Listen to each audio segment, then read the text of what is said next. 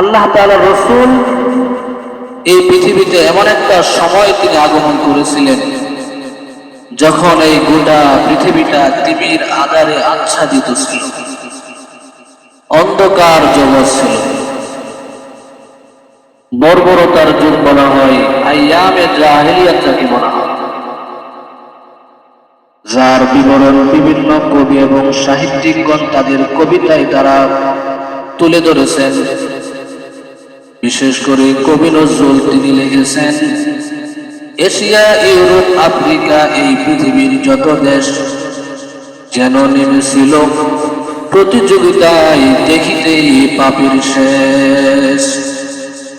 এমন একটা জগৎ এই পৃথিবী ছিল, অন্ধকার জগৎ ছিল, আইয়ামে জাহেলিয়াতের যুগ ছিল। বাবা তার কন্যা সন্তানকে জীবিত পুঁতে ফেলত, অল্প কিছুতেই মারামারি করে হত্যা পর্যন্ত হয়ে যেত, গোত্রে গোত্রে মারামারি হতো।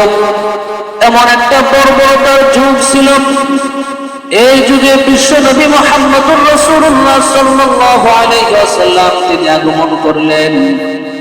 তিনি আসার পর যখন মূর্তি পূজক যারা তাদেরকে তাদের সামনে মূর্তির অসারতা, মূর্তির অক্ষমতা তুলে ধরলেন, আল্লাহ তাআলার রাসূল তাদের সামনে বললেন, আলাহুম আরজুলুন ইয়ামশুনা বিহা।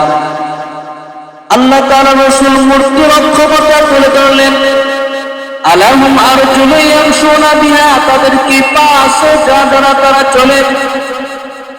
আমলাহুম আইদি ইয়াবতিশুনা বিহা, তাদের কি হাত আছে যা দ্বারা তারা ধরে।